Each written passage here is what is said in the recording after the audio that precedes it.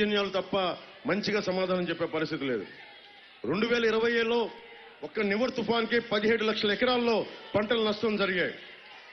20లో 37,000 ఎకరాల్లో పంట నష్టం జరిగింది. ఎకరానికి కనీసం 25,000 నష్టం వేసిన 9,250 కోట్ల రూపాయలు రైతులు నష్టపోయారు. కుటుంబాలు చితికిపోయినాయి. ఆ కుటుంబాలకి భరోసాగా ఉండటానికే నేనేం సరదాగా ఈ అలయన్స్ పెట్టలా. అందరం కలిసి వస్తేనే తప్ప ఒక దేహానికి ఒక రక్తనాళం సరిపోదు, ఒక దేశానికి ఒక నది సరిపోదు, ఒక రాష్ట్రానికి ఒక నీటిపారుదల ప్రాజెక్ట్ సరిపోదు. ఇన్ని ప్రాజెక్టులు కలిస్తేనే అన్ని రైతాంగానికి అండగా ఎలా ఉంటుందో, ఇంతమంది నాయకులు ఇన్ని పార్టీలు కలిస్తే తప్ప 5 కోట్ల మంది జనాభా సమస్యలకి పరిష్కారం వెతకలేం. ఓటు చీలకూడదు, అందరం కలిసి రావాలి. మనకి వైసీపీ అవినీతి కోటల్ని బద్దలు కొట్టాలి, కూటమి ప్రభుత్వాన్ని స్థాపించాలి, మీ భవిష్యత్తుకు బంగారు బాట వెయ్యాలి అన్నది ఏకైక లక్ష్యం.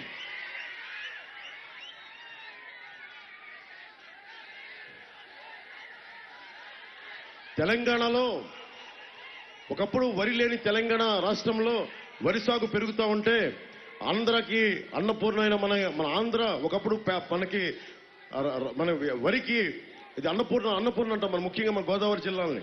అలాంటి జిల్లాల్లో ఈ రోజున వరి సాగు తగ్గిపోయిన పరిస్థితి.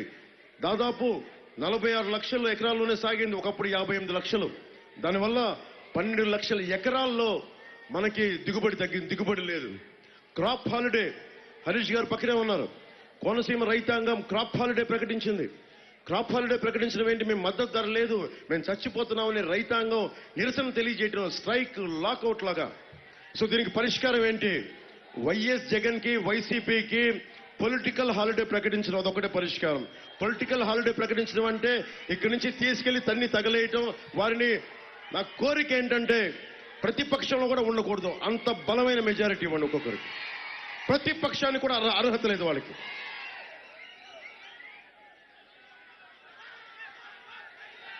మన కపిలేశ్వరం, కోరుమిల్లి, తాతపూడి, కేదార్లంక ఇసుక రీచ్లు, ఈ 4 రీచ్ల నుండి నెలకి ఇక్కడ యువతకి మీకు ఫీజు రీఎంబర్స్మెంట్లు రాలా, రైతుకి గిట్టుబాటు ధర రాలా, బీసీలకి 30 పథకాలు తీసేశారు, ఎస్సీ విద్యార్థులకు సంబంధించి 27 పథకాలు తీసేశారు. మనకి సరిగ్గా ఇందాక చెప్తున్నారు విద్యా దీవెన సరిగ్గా అందించలేదు. కానీ మన 5 రీచ్ల నుంచి కపిలేశ్వరం, కోరుమిల్లి, తాతపూడి, కేదార్లంక ఈ 4 రీచ్ల నుంచి జగన్కి 10 కోట్ల రూపాయలు ప్రతి నెల వెళ్ళిపోయింది. మీకేమో ఖర్చు పెట్టాక డబ్బులు లేవు, జగన్కేమో నెలకి 10 కోట్లు మన 4 రీచ్ల నుంచే. మళ్ళీ అదే డబ్బుతో మీ ఓట్లు కొంటా ఉన్నారు. నిన్న విడుదల చేసిన దాంట్లో నేను పోరాటం మొదలుపెట్టిందే భవన నిర్మాణ కార్మికులు, మాకు ఇసుక దొరకట్లేదు, మేము కుటుంబాలు చచ్చిపోతున్నాయి, 40 మంది చనిపోతే రోడ్ల మీదకి వచ్చాం వైజాగ్లో. వారి కోసం సామాన్యులందరికీ అందుబాటులో ఉండేలాగా ఇసుక విధానాన్ని తీసుకొచ్చాం మేనిఫెస్టోలో. దాని ద్వారా ఉచిత ఇసుక ఏర్పాటు విధానాన్ని అమలు చేస్తాం. ముఖ్యంగా క్లాస్ వార్ అని మాట్లాడతారు జగన్.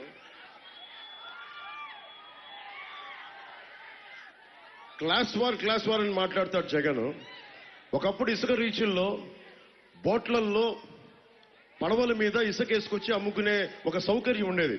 వాళ్ళంతా ఏ కులస్తులు, బీసీలకు కానీ అక్కడున్న మత్స్యకార సంఘాలు కానీ పంచాయతీ సంఘాలు కానీ ఇవన్నీ తీసుకొచ్చాయి. ఇప్పుడు ఆ పరిస్థితి అంతా పోయి మొత్తం సెంట్రలైజ్డ్. క్లాస్ వార్ అంటే మొత్తం ఒకడు దోచేయడం కాదు, అందరికీ పంచడం. క్లాస్ వార్ అంటే ఒక్కడు కూర్చొని అందరినీ దోచేయడం. మీరు చెప్పండి, పవన్ కళ్యాణ్ దోస్తున్నాడా, జగన్ దోస్తున్నాడా ఇసుకని? మరి ఏం చేద్దాం దానికి? తిరిగి పడవల మీద ఇసుకమ్మే కుటుంబాలు కూడా బతకాలి అంటే డీసెంట్రలైజ్ చేద్దాం. కేవలం ఒక పెద్దిరెడ్డి గారికో, జేపీ వెంచర్స్ మీద పెద్దిరెడ్డి గారికో, మిథున్ రెడ్డి గారికో, వైఎస్ జగన్ గారికో కాదు, సజ్జల రామకృష్ణారెడ్డి గారికో కాదు, వైవి సుబ్బారెడ్డి గారికి కాదు, అందరికీ చెందాలి. ప్రకృతి సంపద అందరిది. ఇసుక, నీరు, నేల, గాలి, భూమి ఇవి అందరివి. ఒక్కడు కూర్చొని దీనికి గుత్తాధిపత్యం నేను పెత్తనం వహిస్తానంటే కింద పడి అదా పాతాళానికి తొక్కేస్తాం. మేడే రోజుని చెప్తున్నా. మే డే రోజున చెప్తున్నా, మీరు సహజ వనరుల మీద ఎవరైనా సరే వైఎస్ జగన్తో సహా మీరు ఆధిపత్యం చూపిస్తాను, గతంలో మీ తాతగారు చేసినట్టుగా బెరెటిస్ మైనింగ్ ని మీరు గతంలో ఆయనకి పాపం కష్టపడి కనుక్కున్న వ్యక్తికి ఆయన దగ్గర దోచేశారు, అదే విధానాన్ని మొత్తం సంపూర్ణంగా రాష్ట్రం మొత్తం మేము సహజ వనరులను దోచేస్తామంటే వైఎస్ జగన్ కి నేను చెప్తున్నా, వైసీపీ నాయకులకి చెప్తున్నా, తోట త్రిమూర్తులు గారికి కూడా చెప్తున్నాం, సహజ వనరులు ఒక్కరి సొంతం కాదు, ఇవి అందరివి. మీ బాధ్యత అందరికీ అందుబాటులో ఉండేలా తీసుకురావటం. సహజ వనరులను వెనక్కి తీస్తే అది అందరికీ అభివృద్ధి జరగాలి. అంతేగాని మీరు ఒక్కళ్ళు దోచుకొని మీరు డబ్బున్నోళ్ళు అయిపోయి రోడ్ల మీదకి వచ్చి అన్నం కోసం ఉపాధి కోసం అలవడించే పరిస్థితి తీసుకొస్తే మీరు తన మన అని లేకుండా నేను ఎదురు తిరుగుతాను, గుర్తుపెట్టుకోండి.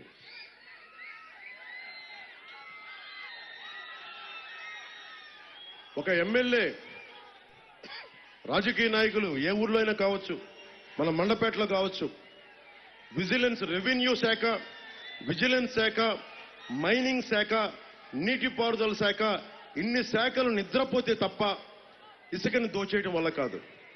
మీ ఉపాధి కోసం ఒక్కరు రారు బయటికి, ఇన్ని వ్యవస్థలు కలిసి రావు. కానీ దోచేయడానికి మటుకు అన్ని వ్యవస్థలు వీళ్ళకి సహకరిస్తాయి. దేనికంటే భయం వీళ్ళకి.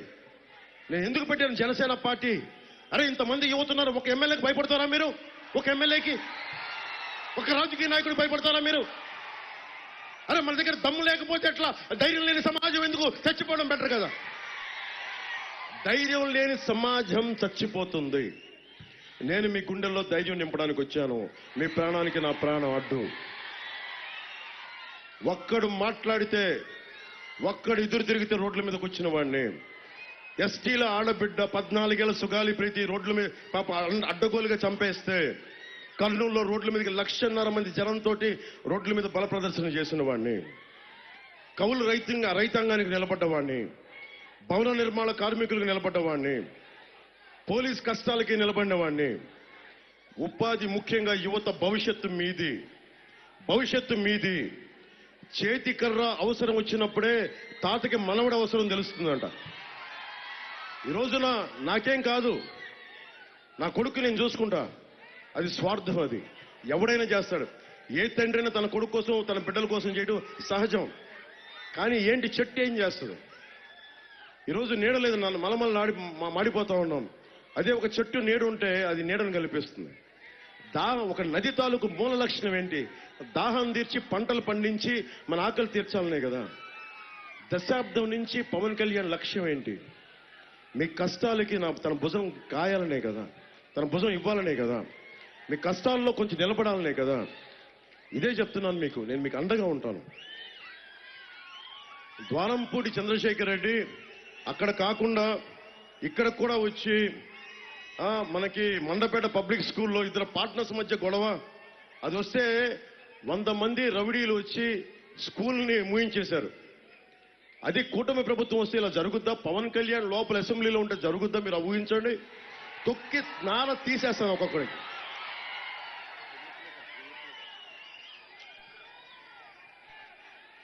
ఎవరైనా సరే, ఎందుకంటే ఇది మనవాడు తనవాడు అని లేదు.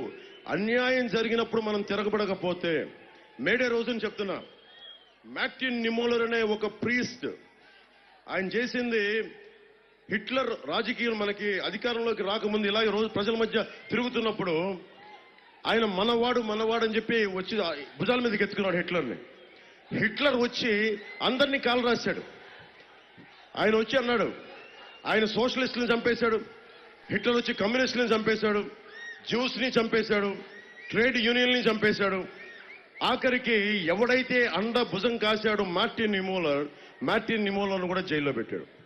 మార్టిన్ నిమోలర్ జైల్లో పెట్టబోయే ముందు, చనిపోబోయే ముందు తన సమాధి మీద ఒకటి రాశాడు. వాళ్ళు నా ఎదురింటోడి కోసం వచ్చినప్పుడు హిట్లర్ మనుషులు నేను గొంతిప్పలా, కమ్యూనిస్టుల కోసం వచ్చినప్పుడు నేను గొంతిప్పలా, సోషలిస్టుల కోసం వచ్చినప్పుడు నేను గొంతిప్పలా, ట్రేడ్ యూనియన్ నాయకుల కోసం వచ్చినప్పుడు నేను గొంతిప్పలా, జూస్ కోసం వచ్చినప్పుడు, యూదుల కోసం వచ్చినప్పుడు నేను గొంతిప్పలా. నన్ను కూడా అరెస్ట్ చేసే టైంకి గొంతిప్పడానికి ఎవరు లేరు సమాజం.